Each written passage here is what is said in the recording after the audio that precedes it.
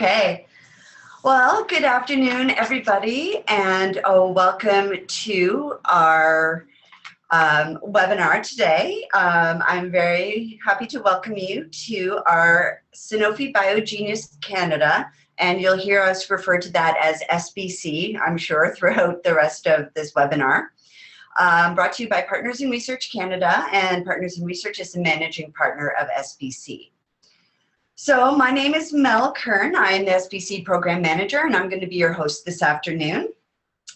I want to first remind everybody that you can ask your questions by clicking on the chat in the top left corner of your screen, and you can type your questions directly into the chat window. Our webinar today will be about half an hour long. And remember that in that chat window to choose everyone at the bottom of the screen so we can all see your questions. And I will do my very best to relay my questions, to relay your questions to Aditya throughout the webinar. And if you also can include your name and the province that you are from, we'll give you a shout out as well. Just a few little reminders before we get started. As we know, the deadline for application submission is quickly approaching. It's November 11th. Now remember, it's a little bit different this year. You do not need a mentor to apply. So get your applications in quickly, but your proposal must be aligned with the mentor by that application date of November 11th. Now, if you're having trouble finding a mentor, I'm sure this webinar is going to help you out quite a bit. But in addition to that, if you're still having difficulty, feel free to contact me directly. You can email me. You'll find my information on the contact page on our SPC website, and that is biogenius.ca. So today we're going to be talking about developing your research proposal and how to find a mentor. To join me in this discussion today, it's my pleasure to introduce to you today's guest, an SPC alumnus, Aditya Mohan. Aditya participated in SBC several times. In 2014, he was the Eastern Ontario second place winner. 2015, he actually took first place in Eastern Ontario and then went on to win our national competition and competed at the Biogenius Challenge for the international competition. So I'll let Aditya take it from here. Would you like to tell us a little bit about yourself, your SBC experience, and what you're doing now, and then we'll move on to all the questions I'm sure our viewers want to hear. Sure. So again, thanks for having me today. So I'm Aditya Mohan. I'm a second-year sophomore at Johns Hopkins University right now. After I finished grade 12, I went to McGill for a year where I was doing microbiology and immunology, and currently I'm doing a double major here at Johns Hopkins in molecular cellular biology, as well as public health studies. As far as SBC goes, competing in SBC was probably one of the best experiences that I've had till date. It's definitely helped me grow as a person and has equipped me with a lot of skills that I'm using and taking advantage of to this date. So for anyone who's considering joining SBC or participating in this sort of format, I highly encourage it. And I think SBC probably shaped my career trajectory to a large extent, and I think I owe it a lot to SBC. So I'm just glad to be on the other end now and helping as many different people as I can now. And the third part of that question was, what was the third part again, Mel? A little bit about yourself, your SBC experience, and what you're doing now. Sure. And so as far as what I'm doing right now, I'm definitely continuing on with the research that I was doing as part of SBC. I'll talk a little bit about my project later onwards, but right now I'm working in a couple of labs here at Johns Hopkins and particularly focusing on oncology and so cancer immunotherapy, developing really cool projects and working in the labs. SBC definitely taught me a lot about how to conduct myself in the lab, and I'm making use of those skills to this date. Fantastic. Yeah, so it is a rewarding experience from all the students and alumni who have keep in contact with us. It really does help them out. So I know our viewers are probably eager to hear about what you have to say about proposal development. So I know my first suggestion is always find subject matter that you're passionate about because you'll never get bored. but where did the idea for your SPC project come from? Where did you get the idea? Sure. So the project that I had competed with when I'd done well at provincials and then nationals and competed with at internationals, that project involved oncolytic virology, so modifying a virus in order to help fight cancer.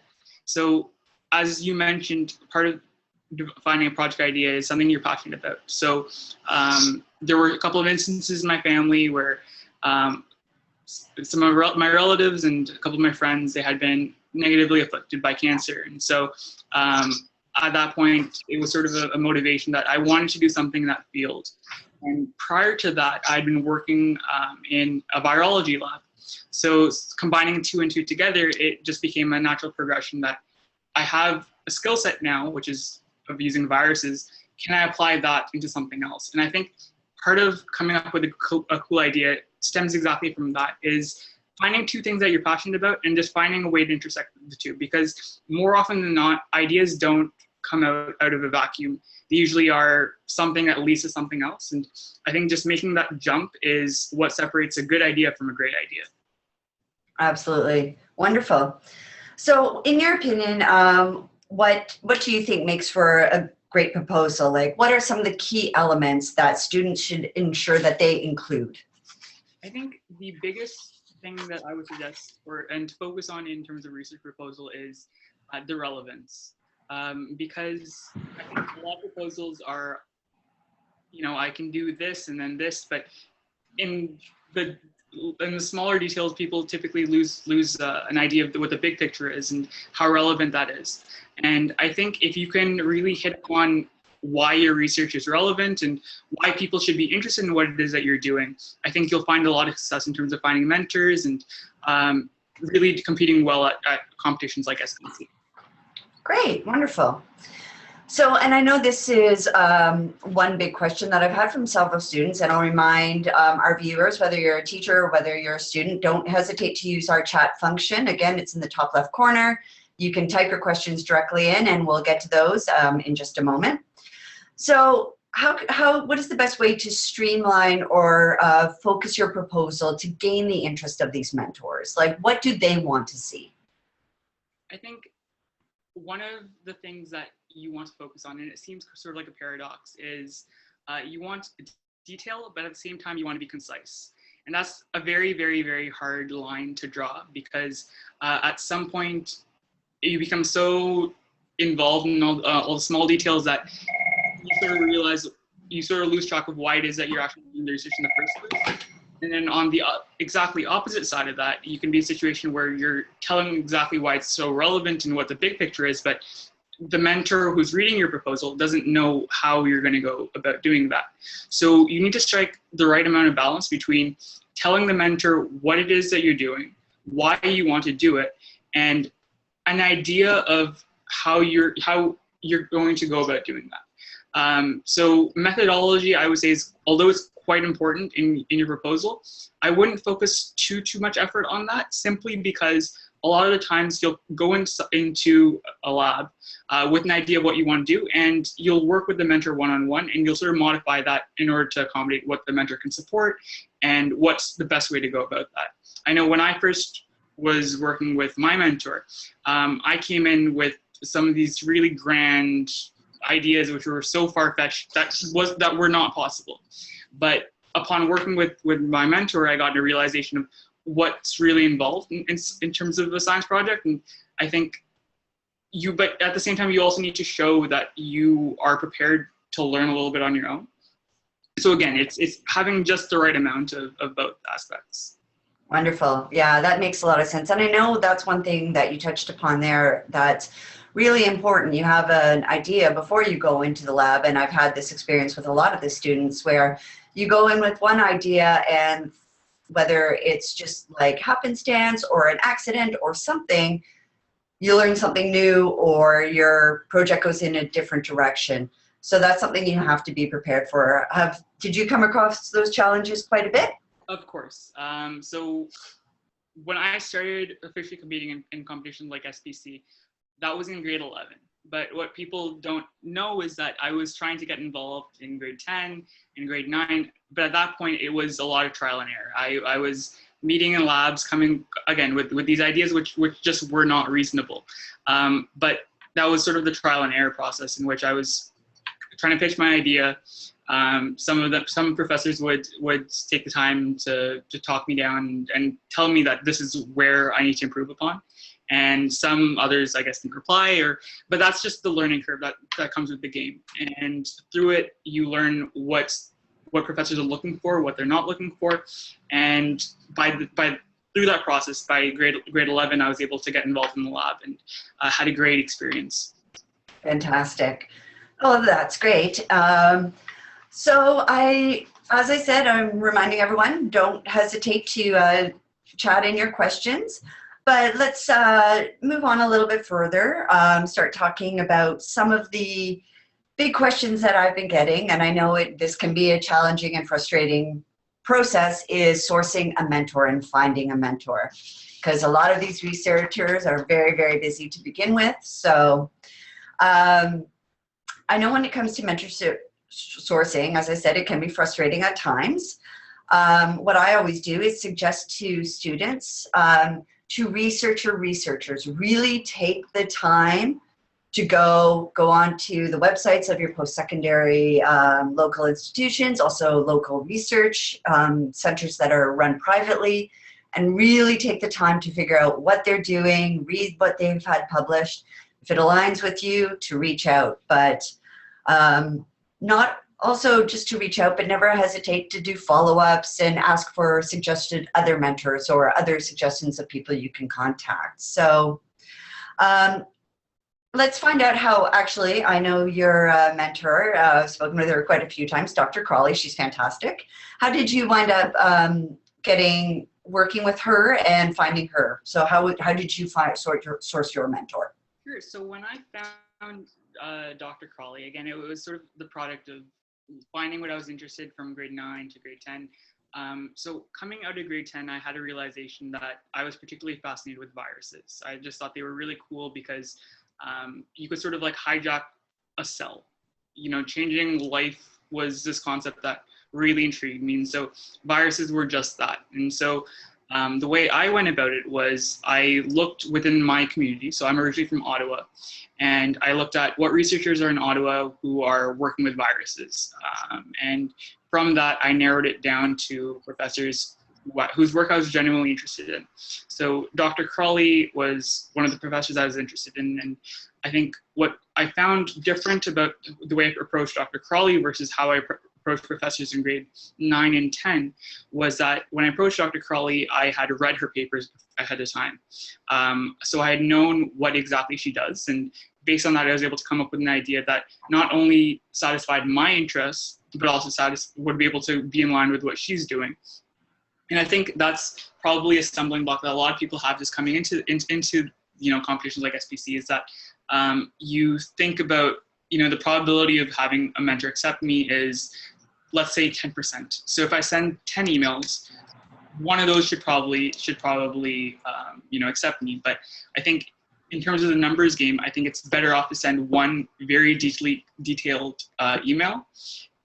That probably has a much better chance of panning out than sending 10 emails, which are just generic. Because in my experience, especially here at Johns Hopkins, I can definitely say that if you send an email to a professor, these professors, because of the position, they get inundated with emails. They get hundreds, and in some cases, some professors I know even get thousands of emails a day. So you need to find a way to make yours stand out. So when I had sent mine to Dr. Crawley, I was very careful in terms of explaining why I wanted to do the research, what I had planned, and how that would sort of fit into the larger scale with the labs going in their direction. And I think that certainly panned out. I definitely was not as prepared as, looking back at it now, I definitely was not as prepared as I should have been, but that's just because I was new to the field. And I think these professors, they expect that as well. You're a high school student, they don't expect you to know everything, but what they do want to see is that you've made an effort to do the best that you can given your resources. Absolutely, yeah. I think walking into a university research lab, even at a high school level, you're not going to be prepared for everything. But I think that is key, is really defining how you see yourself and your proposal fitting into that lab. Which kind of leads me to my next question. And I see we have another question waiting, and we'll get to that one in just 1 second.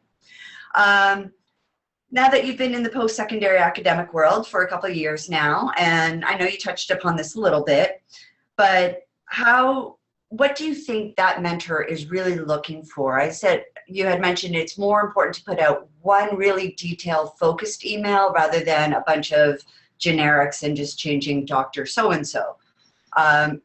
What exactly, do you think they would catch their interest? What is it that's going to pique them to read that email from that specific student? So when I am sending emails, I think some of the points which I make sure to hit upon is that number one is what research you've read that they published. I think that if you're reaching out to a professor without necessarily knowing what they do, you're probably ill-prepared to reach out in the first place. So it's probably a good idea to at least read one of their papers and maybe add a comment about what you think about that. Just really make sure that you convey that you've done your research. To go on to your point, which is make sure you're researcher. That's huge. And I think the second part of that, because the first part, which is researching your researcher, that shows your motivation, your, I guess, the internal parts of it. But the second part of that is coming up with an idea. And the idea, again, it needs to be something which is well thought out. And the more unique the idea is, the better it is. And I think coming out of high school, I guess I'm 2 years removed from high school, but I think one of the biggest advantages that, I can't say we anymore, but that kids have is that, again, I'm so used to saying we, is that kids are able to think very creatively. Once you come out of university, you're very conditioned in terms of thinking a certain way. And a lot of times researchers are thinking the exact same way. You have a problem based on everything that I've learned up until now. This is the classic example. And that's what university is. It's thinking a certain way. But because high school students who haven't had that level of education, how to get from point A to point B, you're more likely to go to point A to point B to point C to point D in order to come to that final conclusion. And that level of I wouldn't say ignorance, but that level of, it certainly allows you to learn a lot more and come up with more unique ideas. And if you're able to really take advantage of that, innocence, I would say it's probably innocence. Yeah. If you're able to take advantage of innocence, I think good projects usually stem from that. And I think I would recommend to really just have an issue that you want to look into, and without reading too much, read a little bit, but don't read too much into it. See what logical steps you can come up with, and you'll be surprised at what ideas you come up with as a result. Fantastic. So it's that wonderful combination of blue sky, imagination type thinking, as well as logical, scientific, analytical thinking. It's really a combination of the two. That's fantastic. So I'm just going to take a couple of seconds to address a couple of our questions here, and if you'd like to speak to them, just let me know. Samit, and I apologize to anybody if I do mispronounce your name ahead. I apologize in advance. So Samit Patel is just questioning exactly the process of mentor versus proposal and whatnot. Do you find a mentor to approve your proposal, or do you submit your proposal? So it's a question of your timeline. Oftentimes students will have a basic proposal in mind. They'll find a mentor who will help them actually kind of streamline their proposal and develop their proposal. Or if you have an already developed proposal that you've submitted via application, you can start sourcing mentors afterwards. So it's kind of a little bit of both for that question. I always say don't hesitate to reach out to mentors until your proposal's done. Don't wait, start right away. They can also help you streamline your proposal by the submission deadline. So really, ideally, it's kind of do both at the same time, but if it has to happen one then the other, just start working on the proposal and sourcing mentors or vice versa. But make sure you know what sort of focus, what area of research you want to get into. You don't want to cast your net too broadly because that's going to be difficult to source a very specific and ideal mentor to work with you. Do you have anything to add to that, Aditya? Yeah, I think, I mean, in my personal case, I had met with Dr. Crawley before I had submitted my proposal to SBC. But at the same note, I also know plenty of the competitors who I'm now close friends with. And I think that's the other cool thing about SBC is a lot of people who you're meeting with are bright individuals from all around Canada, and you develop close networks with them. And a lot of people are people I'm close with and in touch with to this day. But I've met a lot of people who didn't have a mentor going into SBC. They provided their mentor, and then SBC either helped connect them to somebody else, or they sort of pointed them in the right direction. And as a result, they got a really cool research project out of it. So just because if you're at a stage where you already have a mentor in mind and the mentor said yes, then great. But if you're at a point where you don't have a mentor in mind, that's perfectly okay as well. Just make sure, I guess, you submit your proposal and on time to SBC. Absolutely, yeah. Get that proposal submitted. And even if you submit your proposal without a mentorship pairing and you don't have a mentorship pairing as of yet, technically, according to our rules and regulations, it is the student's responsibility to source and find a mentor. However, we do know how difficult that is and how frustrating it can be. Because, and I know, Aditya, you can agree with me, you can send out 30 emails and not get one response, or a student might send one email and get a response right away. So it can be a challenge. And as you said, a lot of these professors and researchers are getting hundreds, if not thousands of emails a day or week. But one of our questions from Mashid is asking, does SBC help pair us with a mentor? We will do everything in our power to help you source a mentor, absolutely. We do have, I have several colleagues and we have several affiliations with post-secondary institutions. So if you are having trouble finding a mentor, you can email me directly, as I said. You can find my contact information on the SBC website, which is biogenius.ca, and go to the contact page and you'll find Mel Kern there and my email. You can email me directly, just let me know your project, what you're working on, what you're focusing on, your region, and we'll do our best to help you source some really good possibilities to reach out to. So let's move on a little bit more today. We have another question just about the webinar itself, and it's about whether or not the webinar is going to be available for later viewing. Absolutely, it will be. You can email me, as I said, where my contact information is directly, and we'll have it up and ready to go by Monday the 31st. So if you've registered, we're going to send you the link to begin with, and if not, send me your email, and we'll definitely send you the link for future viewing. Pardon me. So we're just about getting to the end of our time today. We're going till about 4:30. So I just want to ask Aditya outright, first and foremost, what would you say is your biggest tip or trick or hint to students who want to compete or are planning on competing this year? What's your biggest suggestion that you would give them in moving ahead?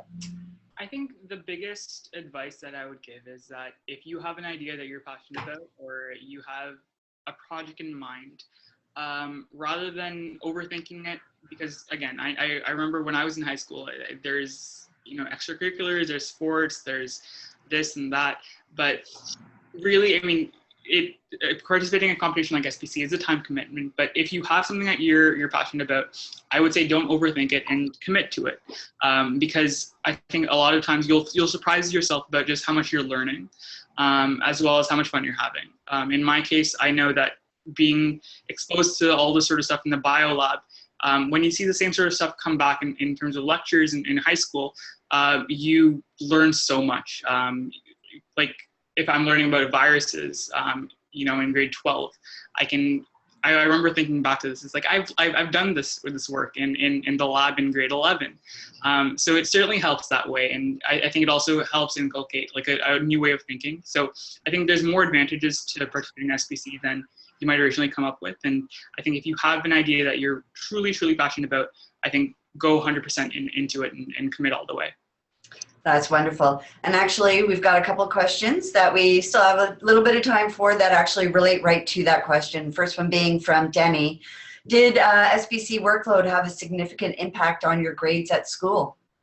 Not at all. I think SBC was a really cool balance. I mean, when I did it, I did schoolwork from 8 to 3:30. It's been a while. And I think my classes started at 7:30, which I can't imagine waking up that early now. But it was from then, and then from there, I would finish school, go to the lab for 3 to 4 hours, and come back and do homework. And it absolutely did not have any impact on my grades. I was able to do perfectly fine. And I think the reason for that is just, I guess, time management is, again, if you go into SPC, you need to be able to really map your time ahead of time and know how you're making use of every minute. So especially with biology, and SPC is a biotechnology, you'll find that in the labs, there's tons of free time. Even though you're there for a set number of hours, you're not actually hands-on. Depending on your experiments, you're not actually hands-on for that entire period of time. There's so many incubations, there's so many time point things that usually you'll be there, but you'll have like an hour where you can do pretty much whenever you want. So if you want, you can study in the lab, you can come back and study, but SPC is not as big of a commitment as you might think. It's really, really great. It's a secondary learning opportunity. I sort of viewed it almost as a sport, for like exercise for the mind. So I think it takes just as much time as a regular sport would. And it's really how much you want to put into it. There's a lot of variables. So I wouldn't worry too much about your grades going into SBC. Good, wonderful.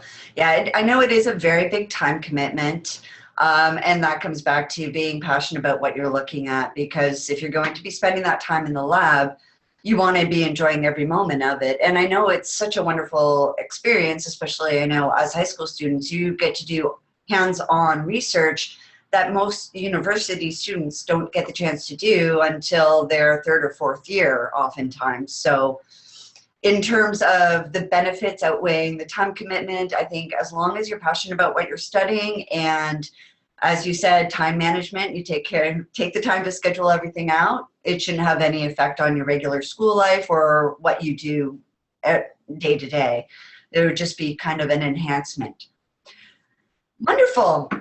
So one of the other things, and I think that kind of also covers Mashid's question there as well. So thanks for that comprehensive answer. So we're going to start wrapping things up. And I know, pardon me, one of the things that Aditya was so kind to offer us at one point, we discussed, providing feedback. Now, keeping in mind, Aditya is in university and does have a very busy schedule. He was doing midterms until late last night, I believe.